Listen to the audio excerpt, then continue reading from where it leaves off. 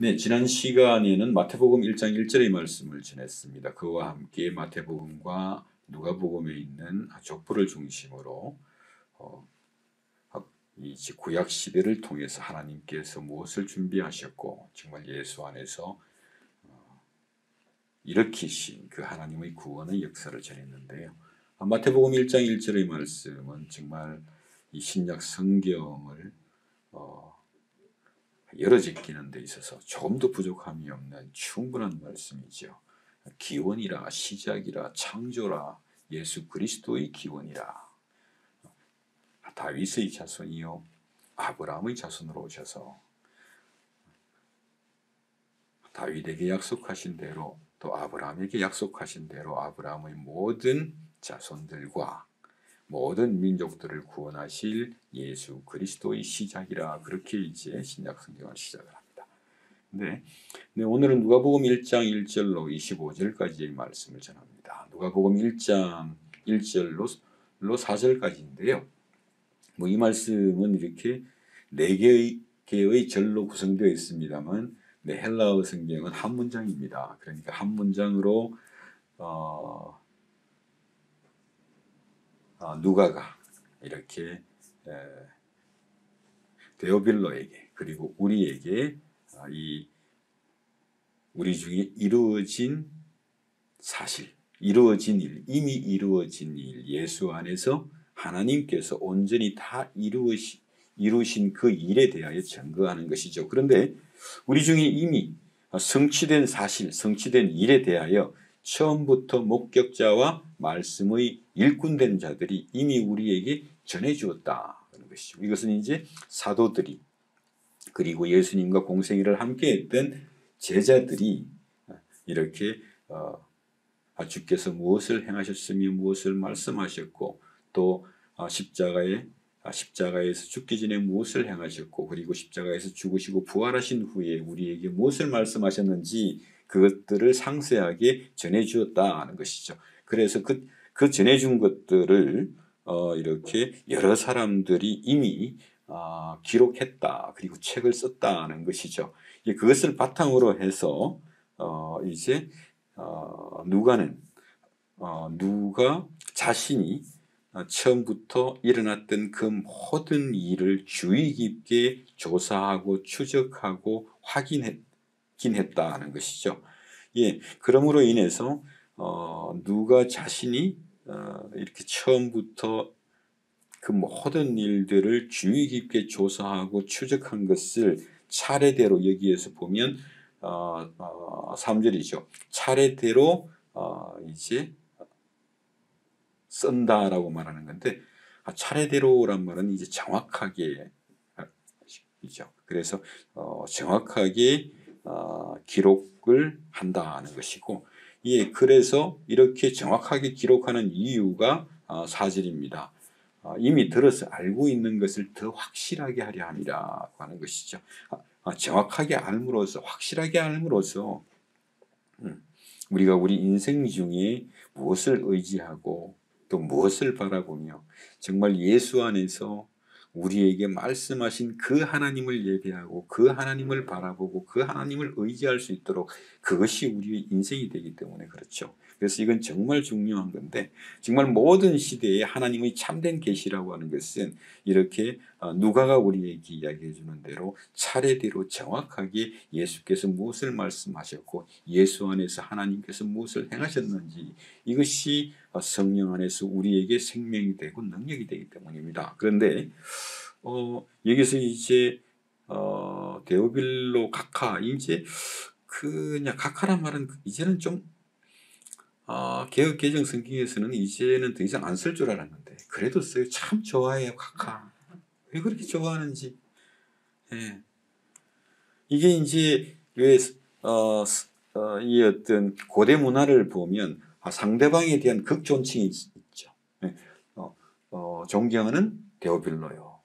정말 탁월한 데오빌로요. 참으로 고귀한 데오빌로요. 이 말을 지금 이렇게 각하라고 번역을 해버린 거예요. 물론 이제 우리가 일제시대 때 이 어떤 총독부의 고위직들을 그냥 각하라고 불렀고, 해방 후에는 이제 대통령 한 사람에게 특별한 극존칭으로 각하라고 부르는데 우리말도 아니거든요. 이건 이제 일본 사람들이 일본에서 좀 고귀한 신분이 있는데 그렇다고 해서 일본 왕에게는 각하라고 안 합니다. 그러니까 그 일본 왕의 밑에 있는 소위 이제 어떤 권력자들에게 왜 이등방문 같은 사람들에게 이등방문 각하라고 부른단 말이죠. 항상 그렇게 불러요, 그 사람들은. 근데 이제 왜 우리가 이 지금 성경에까지 각하라고 하는 이 지긋지긋한 말을 쓰고 있는지, 예, 지금은 이제 거의 안 쓰잖아요, 사람들이 다. 아, 이게 좀 이전에 좀 그냥 쓰다가 이제는 뭐 대통령 각하라는 말 안 쓰지 않습니까? 신문에서도 그런 말 안 쓰고. 근데 이게 또 성경에다가 또 이렇게 그냥 존경하는 데오빌러요. 정말 탁월하고 고귀한 데오빌러요. 이런 말들이 왜 우리가 이렇게 영어로 편지를 쓰면서 my dearest John 그렇게 가장 내가 고결하다고 생각하고 아름다운 존에게 my dear John 그러죠. 그것처럼 이렇게 데오빌로에게 존경하는 데오빌로에게 내가 이 글을 쓴다라고 하는 것인데 우리가 그냥 그대로 한국 성경을 그대로 보고 있으면 데오빌로가 무슨 총독 좀 되나 보다 그렇게 이제 착각을 해버리는데요. 로마 시대의 그 어느 그냥 고위직 그였던 리스트에도 데오빌로라고 하는 이름은 없습니다. 그러니까 이제 아마 그 어떤 그 지역에서 중요한 역할을 담당했던 헬라인에게 이렇게 극존칭을 써서 정말 존경하는 데오빌로요. 그리고 탁월한 데오빌로에게 이 편지를 보냄으로 말미암아 데오빌로가 이 편지를 읽고 데오빌로와 함께했던 정말 많은 성도들에게 이 편지를 또 한 번 낭독을 해주기를 기대했을지도 모르겠습니다. 아무튼 1장 1절부터 4절까지의 서론의 말씀을 통해서 누가가 기록하는 이 예수 그리스도께서 우리 안에서 이루시고 성취하신 이 일은 누구나 신뢰할 만하다. 왜냐하면 이렇게 정말 이렇게 처음부터 목격자와 말씀의 일꾼된 사도들로부터 우리가 전해들은 것이고 또 그 전해들인 것을 기록한 책들이 있고 그래서 그 책과 여러 가지 어떤 자료들을 가지고 내가 하나부터 다 지금 이때 이 누가복음을 기술하고 있을 때에 이미 정인들이 살아 있을 때거든요. 그러니까 전혀 거짓말을 할 수가 없습니다. 그러니까 야, 그것은 내 기억과 다른데 그러면 그 기록을 이 사람한테 물어봤더니 이 사람은 이런 기억을 하고 당신은 이렇게 기억을 하는데 그 기억을 합쳐 놓으면 바로 이런 기억이 됩니다라고 이제 말할 수 있을 정도로 내가 기록했다라고 하는 의미를 가지고 있어서 이 기록을 이렇게 이제 어떤 그냥 우리 방식대로 내가 해석하려고 하지 말고 정말 이렇게 사도들이 전해주는 그대로 있었던 그 일을 그대로 보라라고 하는 이건 정말 믿을만 하니까 그대로 보라라고 하는 그런 어떤 의미가 이 서론에 담겨 있어요. 그런데 한 가지는 왜 이런 게 있지 않겠습니까? 아니 누가는 사도도 아니고 예수님과 함께 공생의 사역을 함께 하면서 직접 보고 듣고 함께 생활하면서 경험하고 또 때로는 꾸지람을 듣기도 한 그런 어떤 제자도 아니고 유대인도 아니란 말이에요. 헬라인입니다. 그러니까 누가가 과연 이렇게 복음서를 저술할 만한 자격이나 권위가 있냐라고 질문할 수도 있죠. 그래서 지금도 보면 많은 사람들이 마태복음, 요한복음 또 그리고 마가복음은 또 마가는 사도는 아니지만 적어도 이제 예수님과 함께 공생의 사역을 함께 했던 그 옆에서 야단도 맞고 질책도 받으면서도 함께 했던 제자 중의 한 사람이고 그래서 그 유명한 마가의 다락방이 바로 마가의 집 아닙니까? 그런데 누가라고 하는 것은 유대인도 아니고 제자도 아니고 이 공생의 사역 동안 예수와 함께 하면서 예수를 직접 보고 직접 듣고 직접 만지고 함께 먹고 함께 생활하면서 예수를 겪어본 사람이 아닌데 그런 누가가 이런 어떤 기록을 남긴다고 하는 것이 어떤 사람들에게는 좀 이렇게 어울리지 않아 보인다라고 생각할 수도 있고, 그것 때문에 누가복음을 조금 이렇게 마태복음과 요한복음에 비해서 이렇게 낮게 평가하시는 분들도 있더라고요. 그런데 바울 사도를 생각해 보십시오.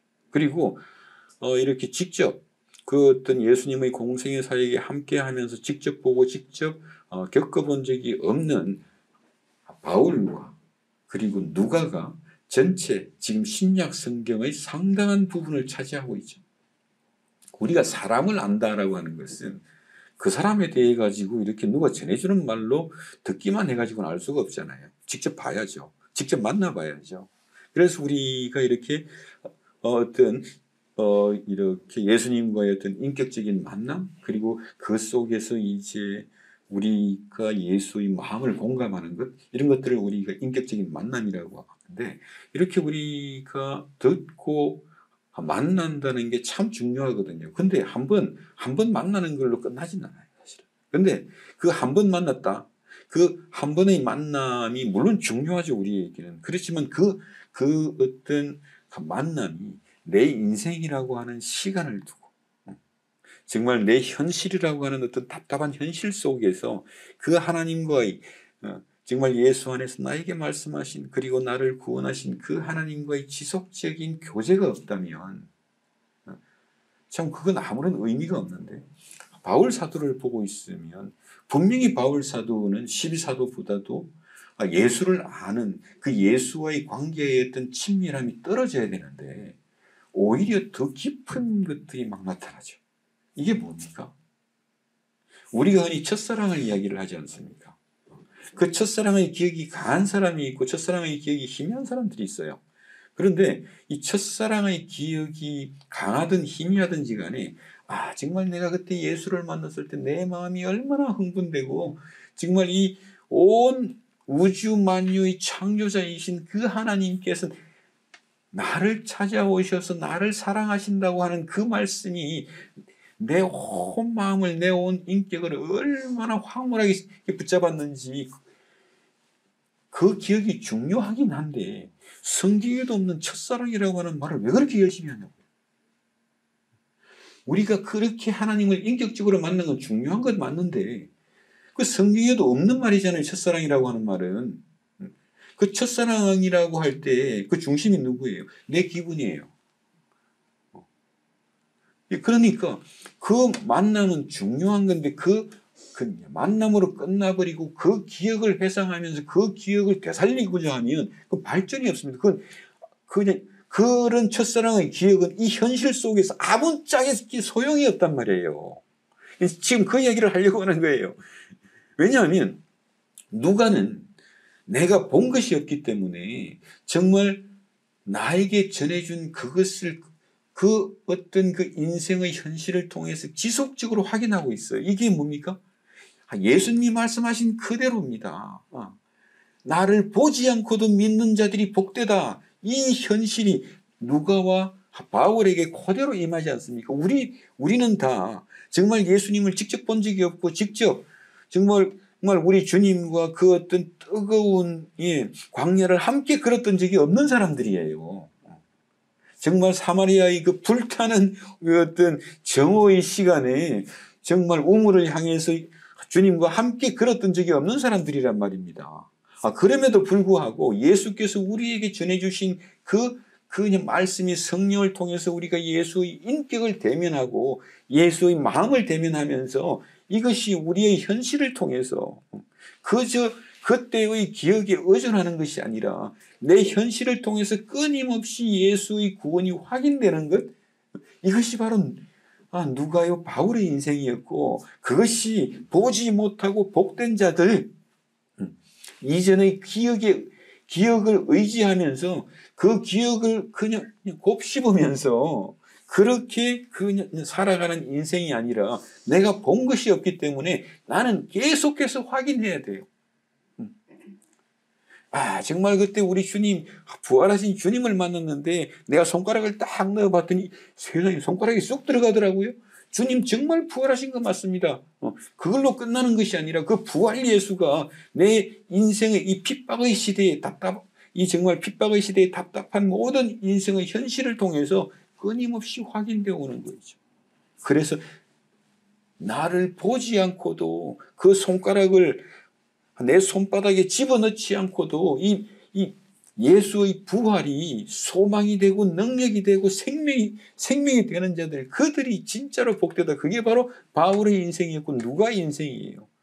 그러니까 누가가 쓴 이 책을 사복음서 중에 함부로 폄훼해서는 안 됩니다.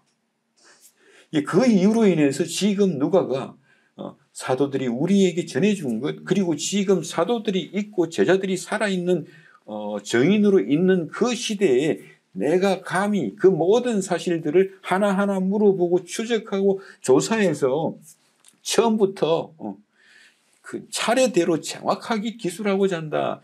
그런 의미에서 이 누가복음의 가치가 빛을 발하는 거죠. 그런 의미에서. 그러니 정말 이 책은 신뢰할 만하다고 하는데 이 19세기, 20세기 자유주의 신학자들은 그 사람들의 눈에는 야, 기적 전부 다 빼, 누가복음에서. 뭐 이런 식이거든요.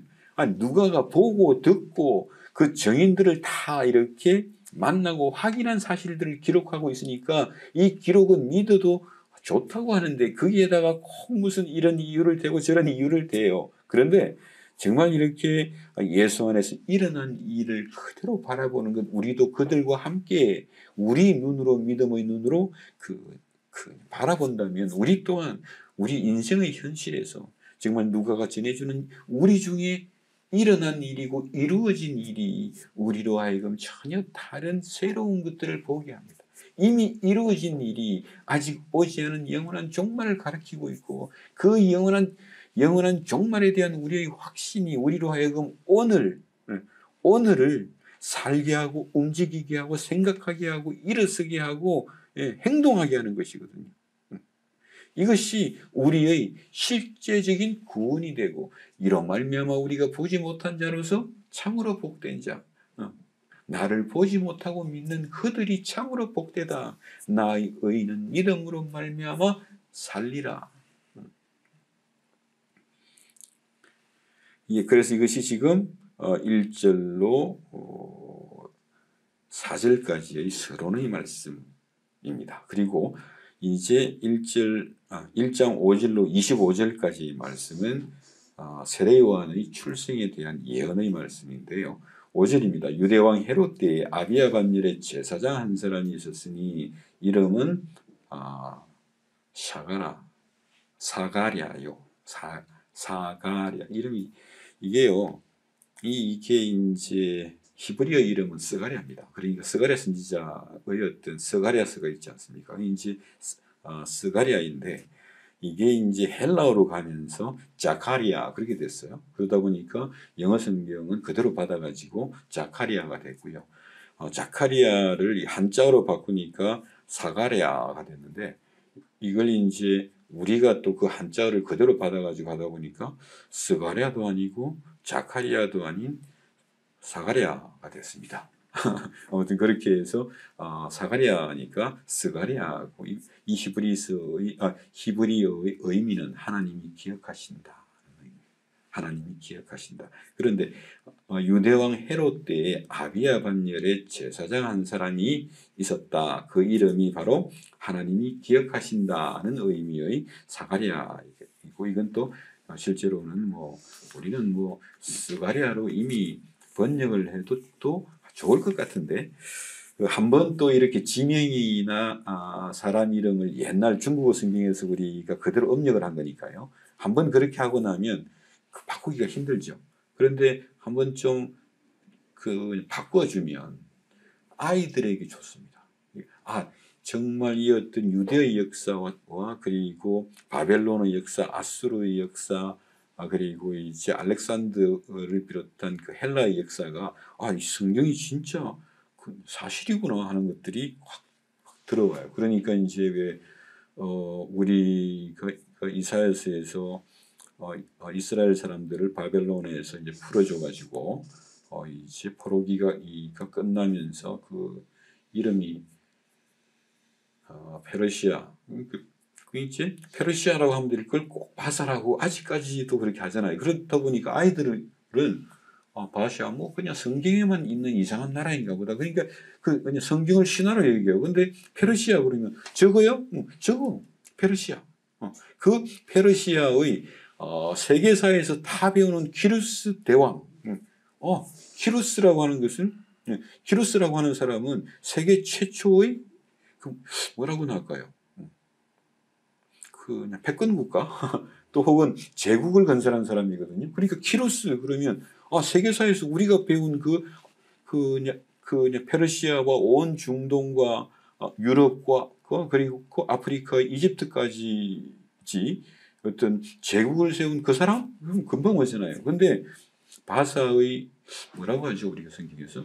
저는 이제는 키루스라고 하는 이름이 들어가지고 성경에서 번역해놓은 그 이름이 생각이 안 나요. 그러니까 그렇게 하면 그냥 성경 속에서만 있었던 그런 어떤 우리가 모르는 어디 구석진 곳의 역사가 아니고 실제로는 세계사의 중심이었습니다. 그게 페르시아의 키루스 대제 그런 말이죠. 그런 것처럼 이제는 바꿔주기를 바라는데 참 이렇게 한번 이름과 지명을 번역해 놓으면 일단 그게 계속 쓸 수밖에 없지 않습니까? 그런 면에서 이제 지금은 보면 새 번역이나 현대어 번역 같은 것들은 이제 그 원래의 발음으로 이렇게 바꾸죠. 그래서 키루스라고도 바꾸고 뭐 아무튼 그럽니다. 이제 바사를 페르시아로 바꾸고 이제 그러더라고요. 그리고 애국 할 게 아니라 그냥 이집트잖아요.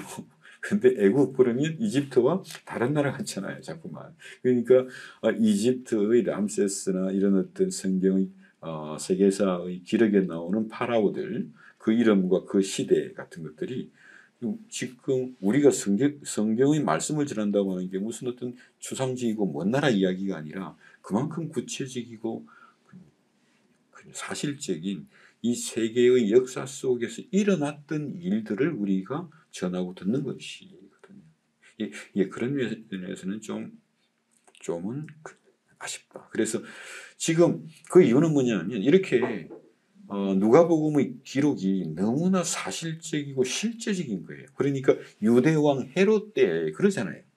아니 그냥 뭐 그런 사람이 있었는데 이런 일이 있었고 저런 일이 있었고 이게 아니라 역사 속에서 실제로 일어난 하나의 사건으로서 유대왕 헤롯 대왕 때 헤롯이 BC 37년에 그 안토니우스로부터 이제 로마로부터 유대 왕으로 인정을 받고 파견을 받은 거거든요. 그래서 유대 왕으로 유대로 돌아와서 에돔 사람인 헤롯이 유대 왕이 되어서 유대의 어떤 100년 동안 유대를 통치했던 그러니까 지금 우리가 말하는 수전절이라고 하는 거 있죠. 그러니까 이제 그 헬라 중에서도 시리아 부대를 쫓아내고 이제 독립했던 그 사람들이 지금 이제 바리새인들의 주축이 되는 거 아닙니까? 그러니까 지금 그런 시대에 헤롯이 그 왕노릇하고 있고 그것도 에돔 사람이고 그것도 그 로마로부터 임명받아 가지고 그렇게 이 유대에 와서 유대에서 왕노릇한다라고 하는 의미에서 유대 왕 헤롯 때 그러면 그 분위기가 아무라고도 답답한 역사가 딱 펼쳐지는 거거든요. 그러니까 이렇게 헤롯이 대왕으로 유대 땅과 그리고 갈리아와 베레아 전 지역을 통치하고 있을 때 그러니까 헤롯이 내가 바로 다윗의 후손이다 이런 참남한 말까지도 했습니다.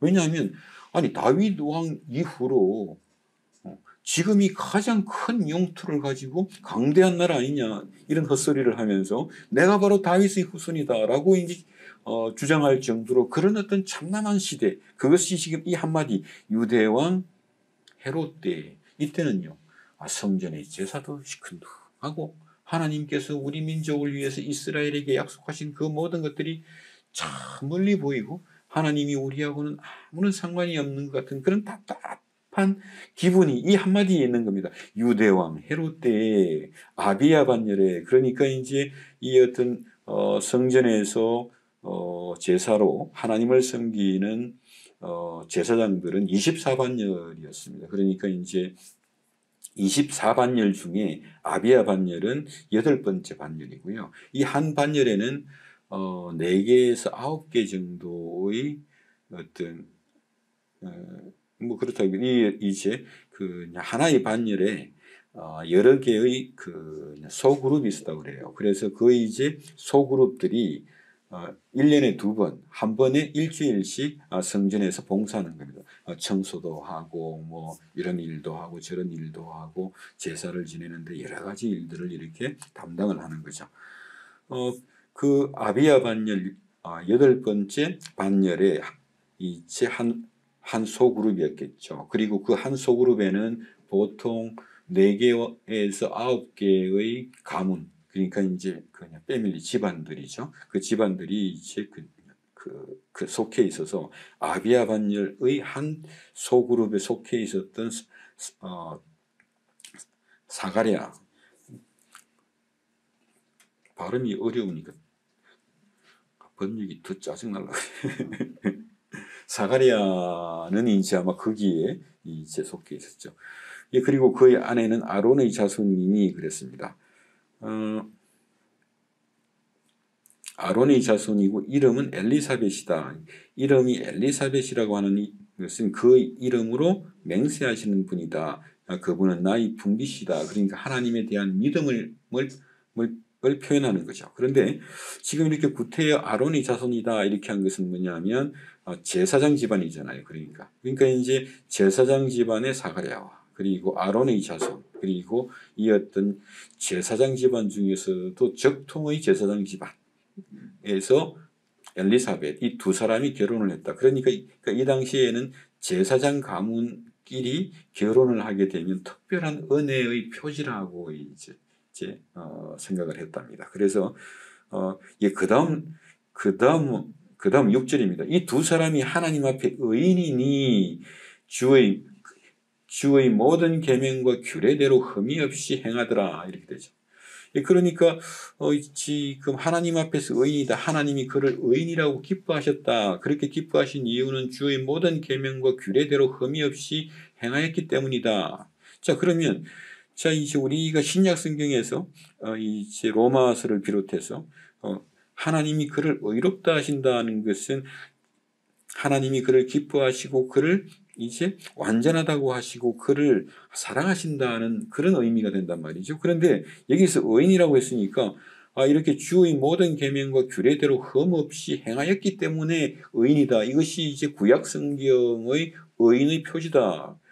그렇게 만약에 주장을 한다면 이 시대를 이끌어왔던 모든 바리새인들이 다 의인이 되어야 되거든요. 지금 여기서 하나님이 의인이라고 하는 것은 정말 그들이 주의 모든 계명과 규례대로 흠이 없이 행하고 살아가시는 걸 보면서 하나님이 참 기뻐하셨다. 그들이 하나님의 살아계심을 알고 하나님의 살아계심을 믿고 하나님의 살아계심에 의지했다. 그 믿음으로 말미암아 나의 의인은 내가 의롭다고 한 그들은 정말 내가 그들을 기뻐하는 그것을 믿음으로 말미암아 살리라. 지금 이 말이 지금 여기에서도 그대로 그냥 들어와야 되는 것이죠. 그래서 하나님이 의롭다고 인정한 자, 하나님이 기뻐하시고 하나님이 완전하다고 인정한 자들, 이것이 사람들이 그저 그냥 계명을 지킨다고 규례대로 흠없이 행한다고 해서 의인이 되는 것은 아니다. 하나님이 그를 기뻐하셨다라고 하는 게 무슨 그냥 더 중요한 것이죠. 그래서 하나님 앞에서 의인이다. 하나님 앞에서 의인이다. 참 이게 지금 이렇습니다. 이름은 사가랴. 하나님이 기억하신다. 하나님이 그를 기뻐하신다. 하나님이 그를 보살피시고 그를 돌보시고 그를 지켜주신다는 그런 어떤 큰 의미가 있고, 엘리사벳, 하나님은 나의 분깃이라. 그 두 제사장 가문의 남자와 여자가 만나서 결혼을 함으로써 더욱 더 풍성한 은혜의 표지가 있고 그 두 사람 모두가 하나님 앞에 의인이다. 이거 완벽한 축복의 사인이죠. 정말 이건 뭐 삼중 축복입니다. 이름 사가랴, 그리고 여기서는 엘리사벳, 두 사람 다 제사장 가문에, 또 하나님이 그들을 그 이름을 기억하시고 그를 기뻐하며 하나님이 그들의 믿음이 되시고, 그뿐만 아니라 하나님이 그들을 의롭다 하시고 그들을 기뻐하시고 그들을 지켜보시며 그들을 돌보시는 정말 완벽한 그 집안이죠. 그런데 여기에 반전이 있습니다. 그것이 7절입니다. 엘리사벳이 잉태를 못함으로 그들에게 자식이 없고 그 두 사람의 나이가 이미 많더라. 적어도 아마 이제 엘리사벳이 50대 이상, 적어도 아무리 어려도 40대 중반 이상은 되었겠죠. 더 이상 잉태하지 못한다. 잉태하지도 못하고 자식이 없고, 그리고 이미 두 사람의 나이가 많다. 즉 자식이 없다라고 하는 것은 그 시대에 기업을 물려줄 상속자가 없다는 것이고, 이렇게 자식이 없다라고 하는 것은 정말 어떤 그 수치와 또 그 불명예가 되는 것이죠. 그러니까 사람들이 수군거리겠죠. 야, 저게 저래도 제사장이래. 제사장 집안에서 서로 결혼했대. 근데 그냥 그 사람은 그냥 괜찮은 것 같아. 참 안 됐어. 뭐 이런 소리를 듣고 사는 겁니다. 참 어떻게 보면 모든 축복을 다 가진 그 사람 같은데, 그 현실을 보면 이렇게 불명예가 있고 수치가 있죠. 실제로 정말 우리가 하나님의 역사를 정말 이해할 수 없을 때가 참 많습니다. 저도 이제 노예를 가보면 분명히 하나님께서 부르시고 은혜 주셔서 신학을 공부하고 목사가 되어, 그리고 청빙을 받아가지고 교회에서 설교도 했는데, 지금 뭐 한 6개월 정도 하다가 교회 분쟁에 휘말리게 되고 쫓겨나게 되고, 그때부터 아무도 오라는 데도 없고 그냥 그렇게 또 하세월을 보내고 있는, 정말 그 어떤 뭐 하나님이 목사로 부르셨고 설교자로 부르셨고 선교자로 부르셨고 전도자로 부르셨는데, 정말 그 하나님이 아무런 기회도 주지 않는 것 같은 정말 답답한 인생.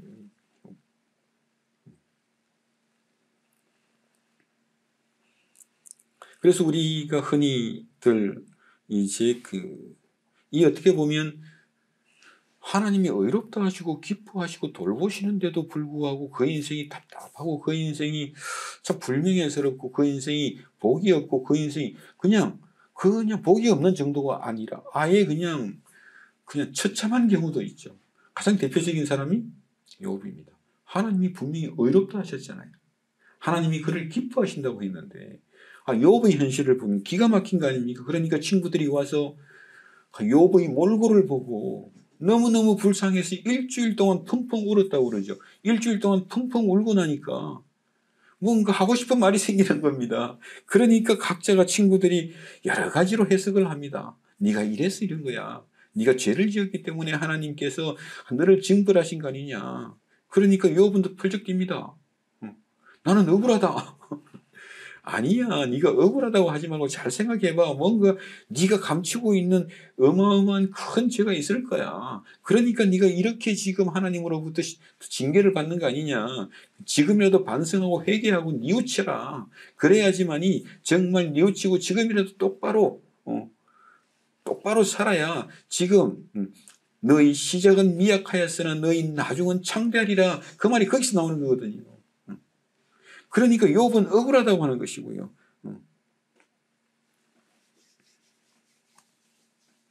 그러니까 어떻게 됩니까? 우리도 우리 인생이 그냥 답답해지고 절망스럽고 힘들어지면 우리가 하나님께 질문하죠. 하나님, 이건 뭡니까?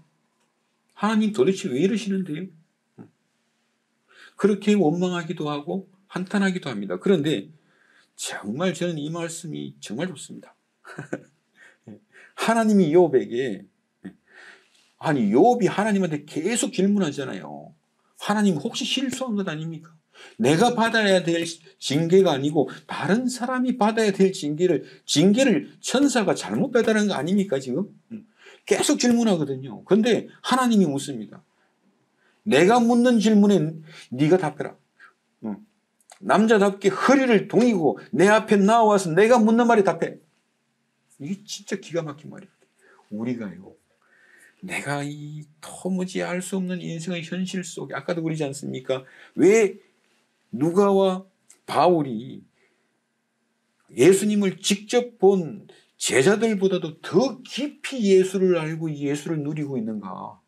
이게 바로 이 우리에게 주어진 현실 속에서 내가 질문하고 그 질문에 대한 대답을 찾으려고 성경을 막 돌립니다. 그래서 내가 이래서 하나님이 이렇게 하셨구나. 그러니까 이렇게 하면 하나님이 이렇게 해주겠지가 아니라 하나님이 묻는 질문에 대답하라는 거거든요. 하나님은 내 질문에 대답해. 내 참담한 인생의 현실 속에서 하나님께서 무엇을 말씀하시는지를 들을 때 내가 대답하고 있는 겁니다. 내 질문에 대답해 주세요 하나님. 이게 아니라 하나님이 욥에게 허리를 동이고 내가 묻는 말에 대답해라. 진솔하게 진실하게. 이것이 우리가 일전에도 말씀드린 것처럼 정말 내가 예수 그리스도의 십자가 앞에서 진실할 것입니다. 정말 내가 어떤 상황에서도 예수 그리스도의 십자가를 존중하겠습니다. 이게 뭐예요? 내 질문, 내가 누구냐? 예수 안에서 내가 너를 위하여 무슨 일을 행했는지 내 질문에 대해서 먼저 반응하라. 하나님께서 이미 우리 중에 이루신 일에 대해서 네가 먼저 반응하고 들어오라. 거기서 우리가 하나님의 영광을 보는 거예요. 그 영광을 보니까 욥이 할 말이 없다고 그러잖아요.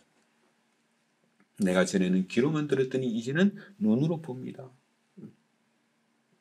내가 정말 죄를 뒤집어 쓰고 내 입을 닫고 하나님의 영광을 찬송합니다. 이게요, 우리 인생을 통해서 하나님을 알고 예수를 아는 정말 살아있는 지식으로 충만케 하는 거예요.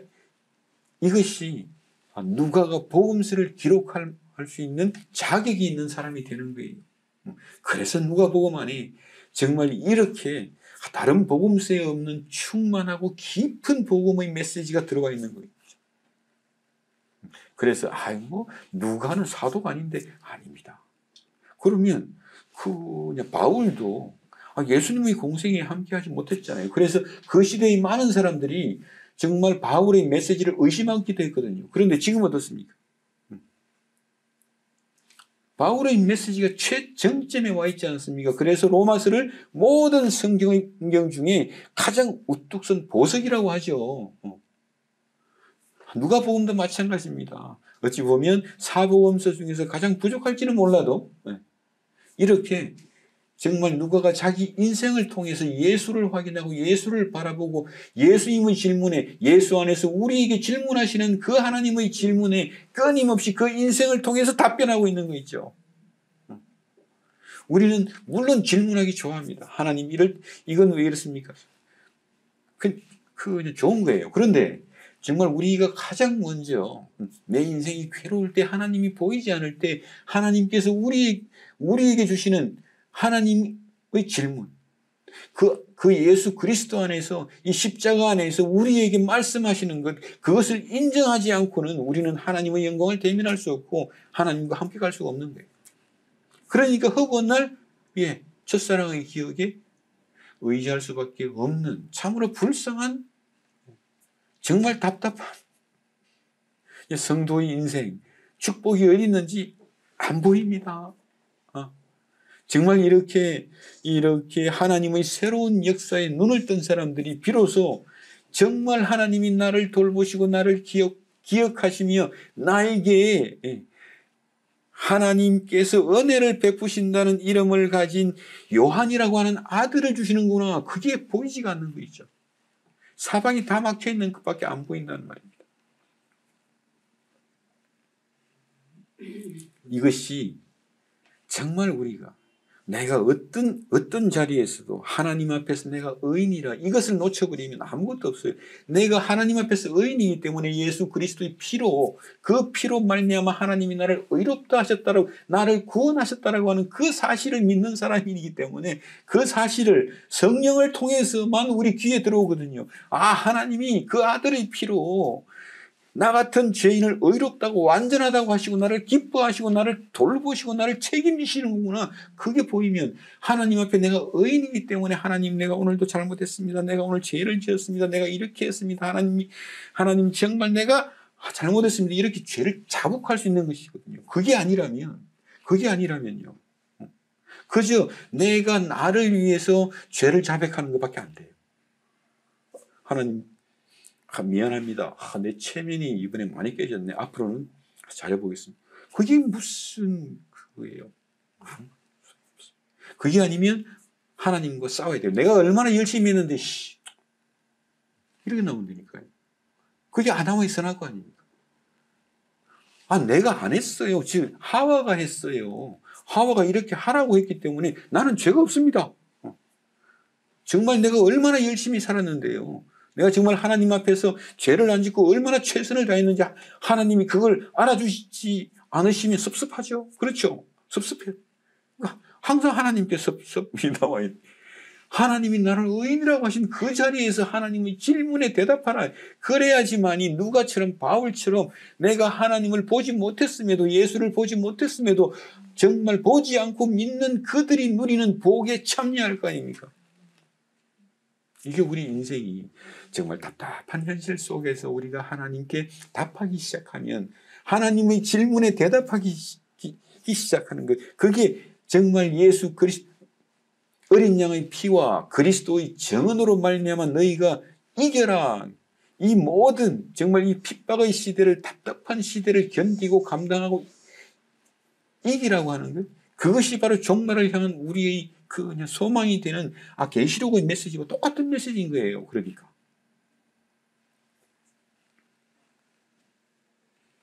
예, 그렇습니다. 아무쪼록 정말 이렇게 내가 내 죄를 회개하는 그 자리에서도 의인의 자리에서 회개하셔야 됩니다. 하나님이 나를 의롭다 하신 그 자리에서 정말 그 뜨거운 눈물도 그 자리에서만 나와야지, 의인의 자리에서 벗어나서 뜨거운 눈물을 흘려버리면 그거는 나를 위해 흘리는 눈물이 되고 나중에 다 하나님께 항의하는 눈물이 됩니다. 내가 이런 나온다니까요. 그건 회개가 아니잖아요. 그래서 우리가 하나님 앞에서 죄를 자복하는 그 순간에도 정말 나를 의롭다고 하신 그 하나님께 자복하는 것이지 다른 신에게 자복할 일은 없어요. 우리는. 예, 그런데 말입니다. 항상 중요한 게 이겁니다. 욥도 그렇고 성경의 우리 믿음의 모든 선진들도 그렇고, 여러분의 인생도 한번 생각해 보십시오. 내가 도무지 하나님을 이해할 수 없어요. 내가 도무지 하나님을 이해할 수 없어요. 하나님이 내게 왜 이러는지 도무지 알 수가 없어요. 내게 왜 이런 슬픈 일, 불행한 일, 안타까운 일, 안 좋은 일, 왜 내가 망했는지 도무지 이해할 수 없는 그 순간에도, 욥처럼 이렇게 정말 이런 순간에도 하나님은 그를 기억하시고 보살피시고 돌보시죠. 그 뒤에 가면 이런 정말 지금 사가랴처럼 하나님이 기억하시고 하나님이 바라보시고 하나님이 돌보신다. 그때 그 시절에도 변함없이 나를 사랑하셨고 나를 돌보셨고 나를 기뻐하셨고 나를 책임지셨다고 하는 것을 우리가 알게 되는 거예요. 이게 그때 그 시절에도 나는 정말 답답했는데 하나님은 그때도 나의 하나님이셨고 그때도 나의 구속 주셨고 그 하나님의 변함없는 신실함이 내 인생을 덮고 있나이다. 그래야 시편 23편의 찬송을 공감할 수 있는 거죠.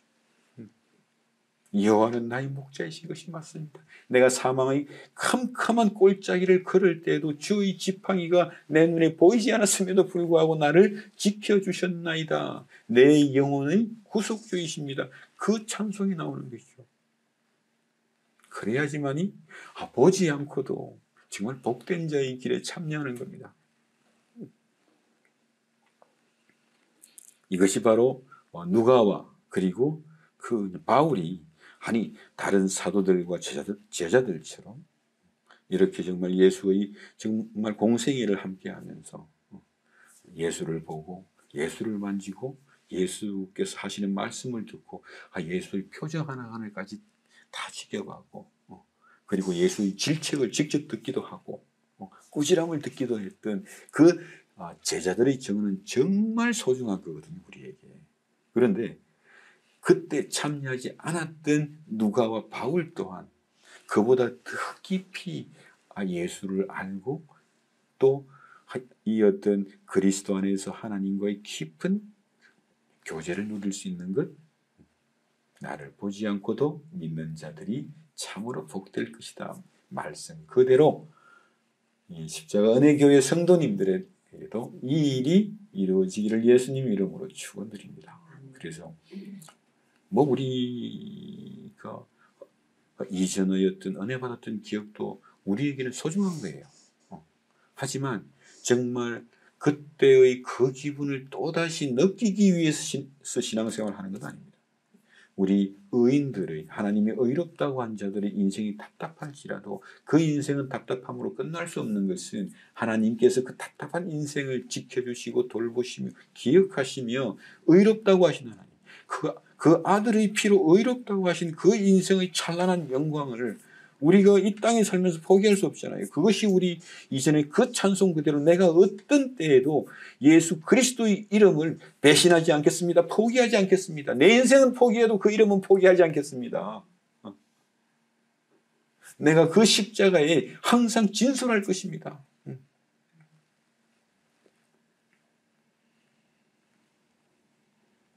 그래서 의롭다고 하신 자들이 정말 고난 중에 있고 그 못남으로 인해서 때로 실망하고 좌절할지라도 그것보다 더 큰 것은 하나님께서 우리에게 오늘도 당신 자신을 계시하시고 그 신실하신 그 하나님의 영광이 우리로 하여금 내 못남 속에서도 내 고난 속에서도 그 하나님의 영광에 응답하는 자로서 믿음으로 응답하는 자로서 인내하게 되고 소망하게 되는데 이것이 바로 우리 안에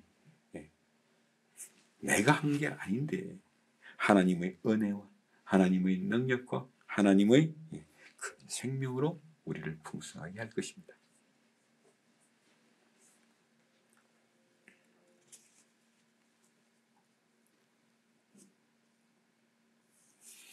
예. 그리고 이거 이제 8절입니다.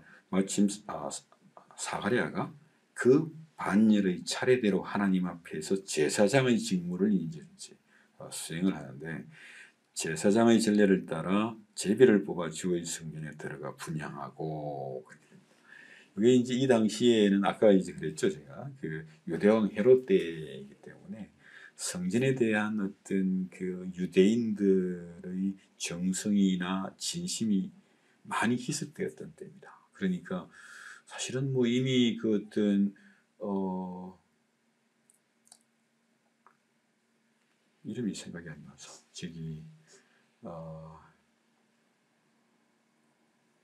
그 어떤 그 이제 뭐죠 마띠아의 혁명이라고나 할까요? 이렇게 이제 오직 율법에 충성하는 심정으로 그 헬라라기보다 헬라죠. 그러니까 어떤 헬라 제국과 이렇게 게릴라전을 통해 가지고 그 승리를 쟁취함으로써 결국은 이제 독립을 하게 됐는데 그때만 해도 이 어떤 뜨거웠던 어떤 그런 것들이 이제 헤롯 대왕 때 오니까 이제 그냥 차분하게 이제 그런 때거든요.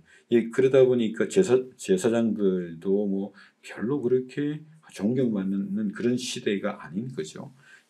그런데 아무튼 이렇게 이제 반열의 차례대로 하나님 앞에서 제사장의 직무를 행할세 그렇게 이때는 그러니까 이제 사가랴가 속해 있는 아비야 반열의 차례가 되고 그 중에서도 이제 사가랴가 속해 있는 그 소그룹이 그 일주일을 이제 담당을 하는 거죠. 이렇게 되면 이제 오전에 아침에 동이 틀 때 제사를 드리고 그리고 해가 질 때 제사를 드렸는데 아까도 말씀드린 것처럼 이렇게 분위기가 착잡할 때였기 때문에 이제 저녁 예배, 그러니까 해가 떨어질 때 드리는 예배를 조금 이렇게 오후 시간으로 바꾼 거죠. 그러니까 사람들이 저녁 기도하러 성전에 올라와서 기도하는 시간에 제사장들이 이렇게 제사를 드리는 걸로 그렇게 이제 시간을 바꿨어요. 그러면서 이제 하루에 2번 제사를 드리는데 제물을 드리고 그리고 향을 피우는 거죠. 그렇게 하는데 이렇게 이제 2번 그러니까 제비를 뽑는다 그래요. 그러니까 이제 오전에 제비를 뽑아서 어떤 사람은 청소하고 어떤 사람은 분향하고 어떤 사람은 이렇게 이렇게 전설병이라고 하죠. 떡을 가지고 이제 들어가고 어떤 사람은 제물을 가지고 들어가고 또 어떤 사람은 이렇게 성전의 1차적인 경비를 한다고 하는 식으로 그렇게 이제 이 어떤 제사장들이 일주일 동안 그 성전을 책임지고 관리하고 하나님을 섬기는 일을 한단 말입니다. 그런데 이제 이게 평생에 한 번 이렇게 이제 제비를 뽑는데 제비를 뽑아서 가장 영광스러운 것이 뭐냐 하면 이게 성소 안에 들어가서 분향하는 일이라고 그래요. 그래서 한 번 제비를 뽑아서 그 일을 하고 나면 이제 그 다음부터는 그 일을 다시 못한다고 합니다. 그러니까 이제 그만큼 영광스러운 일이니까 혼자만 해서는 안 되잖아요. 그러니까 이제 제비를 뽑는데 마침 사가랴가 정말 영광스럽게도 주의 성전에 들어가 분향하는 역할을 맡은 거죠. 예, 그리고 그 시간에 모든 백성들은 이게 모든 백성이라고 하기보다는 많은 백성들, 저기 이제 기도하러 성전에 올라온 이스라엘 유대인들이죠. 예, 그들이 이제 성전 바깥에서 기도하는 시간. 그러니까 이제 기도하는 시간과 제사를 드리는 시간을 이렇게 일부러 맞춰 놓은 거죠. 예, 그렇게 함으로써 이제 분향을 하고 제사를 탁 하고 나오면 이 분향을 한 제사장이 그날 아론의 축복 기도를 하는 겁니다. 바깥에 나와서 정말 이렇게 하나님이 너희에게 복을 주기를 원하시노라 이렇게 이제 축복 기도를 함으로써 그날 이렇게 성전 봉사도 끝나지만 유대인들의 일반 저녁 기도 시간도 역시 그렇게 해서 마무리를 하도록 그렇게 이제 했다고 합니다. 아무튼 자 이렇게 분향을 하는데 지금 이 시간에 그러니까 사가랴가 적어도 이 지금 그냥 50 이상의 나이 그러니까 그 당시에 50 이상 50세 이상이라고 하는 것은 꽤 이제 노인 축에 들어가잖아요. 예, 지금 이제 그런데 처음으로 이렇게 제비를 뽑아가지고 성전 안에 들어가서 늘 바깥에서 이렇게 청소만 하고 있다가 성전 안에 들어가서 분향을 하게 되는 그런 영광스러운 일을 맡게 됩니다. 그런데 바로 그때 주의 사자가 그에게 나타나 향단 우편에 선지라. 아니 분향단의 우측에서 이제 천사가 왔는데 그 천사가 이렇게 사가랴에게 말을 하기 시작합니다. 그러니까 이제 사가랴가 천사를 보고 놀라고 무서워했다, 두려워했다고 그래요. 그러니까 천사가 그에게 이르되 무서워하지 말라, 무서워하지 말라, 두려워하지 말라. 그 두려워하지 말아야 될 이유를 또한 이야기를 합니다. 예, 그러면서 너는 두려워하지 마라. 너는 나를 두려워하지 말라. 즉 하나님이 너에게 보내신 이 천사인 나를 너는 두려워하지 말라. 두려워하지 않을 이유가 너에게는 있는데 그 이유가 뭐냐면 너의 간구함을 하나님이 들으셨다. 여기서도 그렇습니다. 너의 기도를 하나님이 들으신지라고 번역해야 되는데 너의 간절히 구하는 기도를 하나님이 들으셨다라고 이제 바꿔놓은 거거든요. 기도를 간구로 바꿔놓은 거예요. 그 이유는 뭐냐면 그 다음에 내 아내 엘리사벳이 내게 아들을 낳아 주리니 그 이름을 요한이라 하라. 그러니까 이렇게 되는 거죠. 이제 분향단에서 분향을 하면서 제사장은 기도를 합니다. 근데 이 기도를 제사장들이 너무 오래 하는 바람에 바깥에서 기다리는 사람들이 죽을 맛인 거잖아요. 또 혹시나 그 성전 안에는 아무도 못 들어가니까 혹시나 거기서 죽어버리면, 네. 혹시나 무슨 일이 생기면 바깥에서 걱정하게 되죠. 특히 이제 대속죄 같은 날에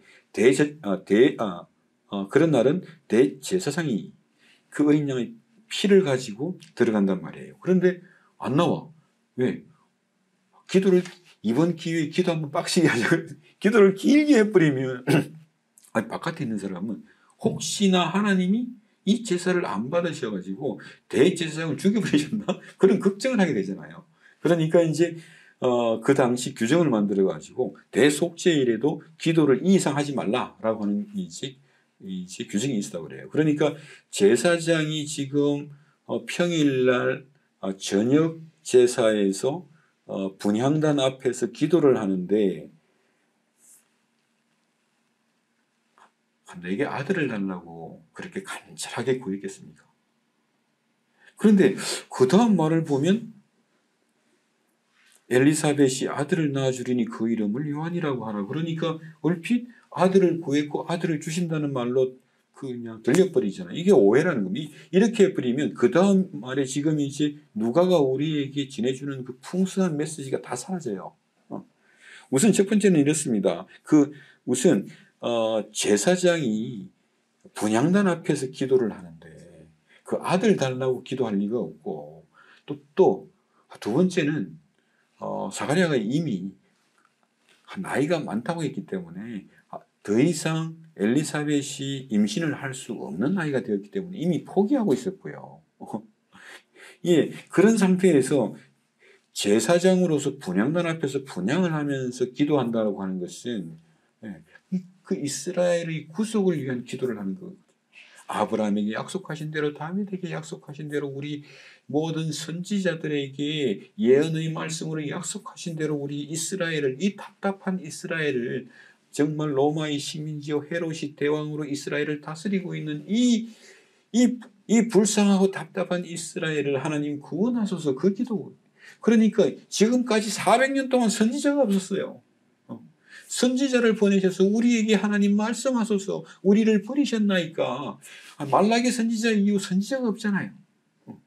그런데 그런 그에게 내가 너의 기도를 들었다. 네 아내를 통해서, 너의 아내를 통해서 요한이라고 하는 이름을 가진 하나님께서 자비를 베푸신다. 하나님이 구원을 베푸신다. 하나님이 은혜를 베푸신다. 그 아들을 주리라. 그 약속이 나오는 거니까 너는 두려워하지 마라. 너는 나를 두려워하지 마라. 너는 하나님 앞에 의인이라. 하나님이 너를 돌보시고 너를 기억하시고 너를 기뻐하시는 자이기 때문에 나를 두려워하지 말고 하나님의 역사를 두려워하지 말라. 이제 하나님께서 새로운 구원의 역사를 시작하실 것이다. 그에게 그 일이 엘리사벳의 아들을 낳을 것인데 바로 그 이름이 요한이라. 하나님께서 구원을 베푸신다. 하나님이 자비를 베푸신다. 하나님의 이스라엘을 구원하시는 새로운 구속의 역사가 네 아들을 통해서, 너를 통해서 이제 시작될 것이라고 하는 이 엄청난 소식이 다만 그 인생의 사가랴에게 임하는 겁니다. 자식도 없고 모든 축복의 조건은 다 있는 것 같은데 되는 일은 하나도 없고 남들이 뒤에서 늘상 수군거리죠. 저 사람 저래도 제사장이래.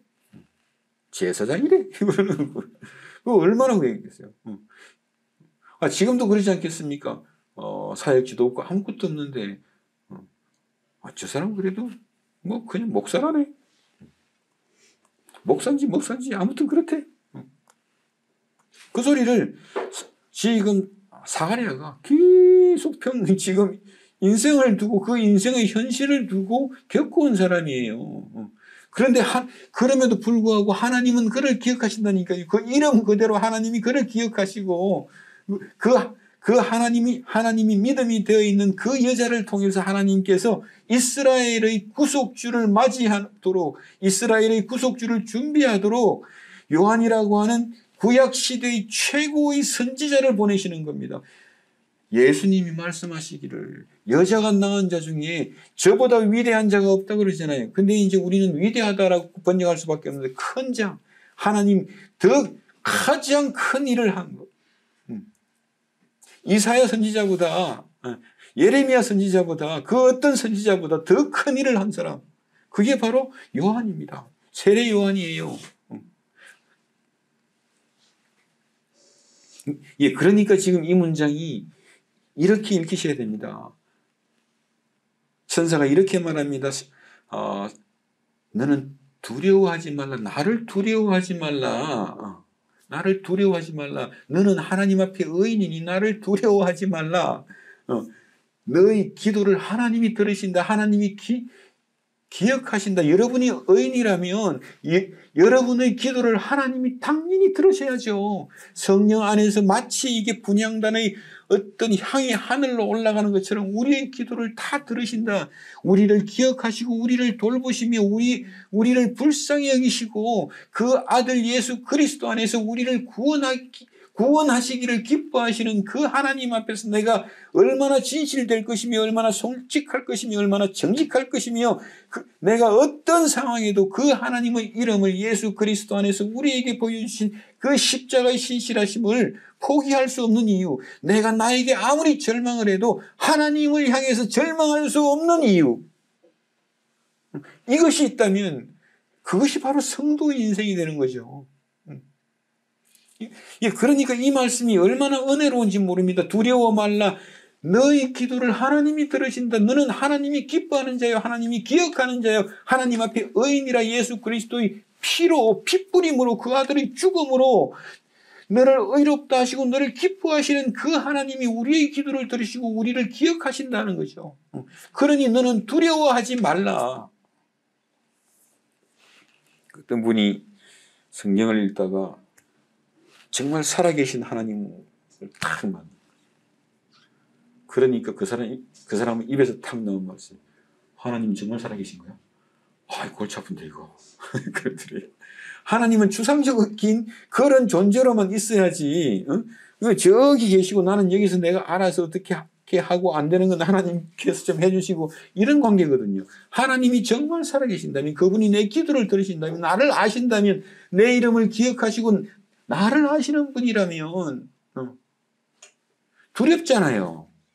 그런데 너는 두려워하지 말라. 그 아들의 피로 말미암아 하나님께서 너를 의롭다 하신, 너를 구원하시기를 기뻐하시는 하나님이시니 너는 두려워하지 말라라고 말씀하시는 거죠. 그 말씀이 들리십니까, 여러분? 우리는요, 정말 살아계신 하나님을 보면 깜짝 놀랍니다. 천사라 봐도 깜짝 놀랐는데 진짜 정말 하나님이 살아계신 거야? 살아계신 하나님, 그렇게 아무리 찬송을 해도 정말 살아계신 하나님, 정말 살아계시면 지금 그 긴장이, 그 두려움이 이루 말할 수 없어요. 그러니까 사람들이 대충 넘어갑니다. 근데 정말 하나님은 살아계시거든요. 정말 하나님이 살아계심에도 불구하고 너희는 두려워 말라. 하나님이 너희 이름을 기억하시고 그 아들의 피로 의롭다 하시면 너를 기뻐하시는 구원의 하나님이시다. 그 말을 하고 있는 겁니다. 지금 우리 모두가 다 두려워하거든요. 하나님을 사랑한다고요? 정말 하나님의 살아계심이 보이십니까? 정말 하나님이 살아계심을 여러분의 인생을 통해서 정말 순간순간 인정하십니까? 아니잖아요. 하나님은 그냥 이름만 하나님이시잖아요. 대부분의 때에. 그런데 정말 이렇게 주일 예배를 통해서 아니면 여러분 일상 속에 어느 순간에 하나님의 살아계심을 인정할 때 그것이 바로 내가 묻는 말에 답해라는 겁니다. 맞습니다. 하나님은 살아계시고 하나님은 온 우주의 창조의 하나님이시오, 구원의 하나님이시오, 종말의 심판의 하나님 맞습니다. 이걸 인정하는 순간에 내 모든 질문은 다 없어져요. 내 원망도 사라지고 내 한탄도 사라지고요. 그 자리에서 임하는 그 하나님의 영광의 속성이 나로 하여금 일어서게 하고 지혜를 줍니다. 용기를 줍니다. 그것이 우리의 생명이 되는 것이죠.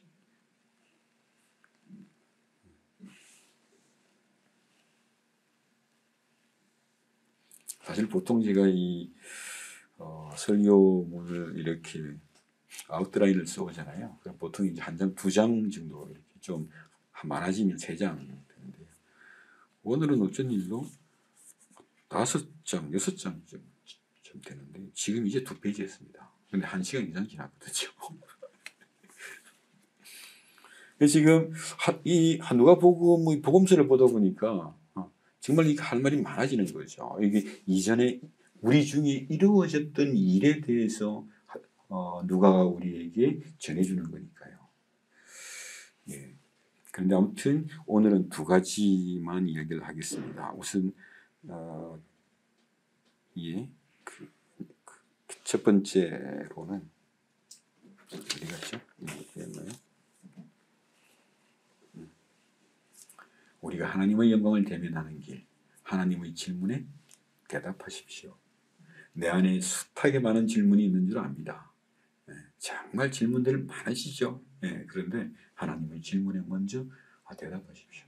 내 인생이 답답하다고 느낄 때, 내 인생이 암울하다고 느낄 때, 내 질문이 아니라 하나님의 질문, 하나님, 살아계신 하나님이 예수 안에서 나에게 무엇을 말씀하시는지 그 질문에 내가 믿음으로 답을 하게 되면 이미 그 순간에 여러분은 하나님의 영광 앞에 나와 있습니다. 그러면 그것이 우리에게 생명이 되고 능력이 되고 자유가 되고 용기가 되어서 오늘 이 답답한 현실을 견디고 감당하고 이기게 할 것입니다. 이것이 오늘 누가가 우리에게 복음서를 쓰는 그런 사람이 되어 있는 이유이기도 하죠. 그리고 바울이 이 모든 성경을 통해서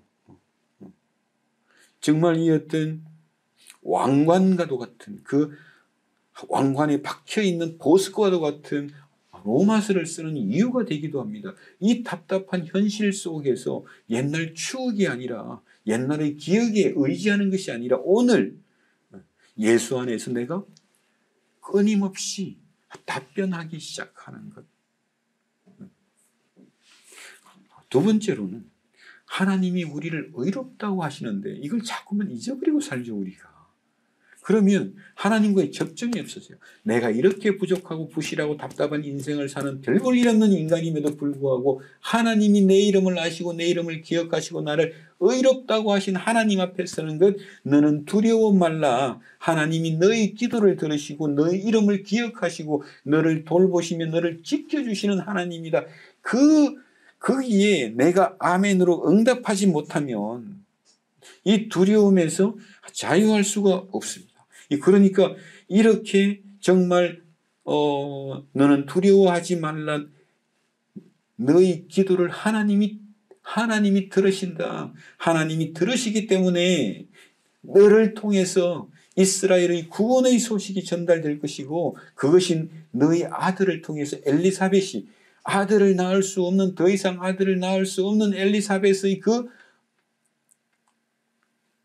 몸으로 하나님이 아들을 주실 것인데 그 아들을 통해서 이스라엘의 구원이 그리고 이스라엘뿐만 아니라 온 민족 모든 민족의 구원이 거기에서 시작될 거라고 하는 그 영광의 순간을 대면하게 될 것입니다.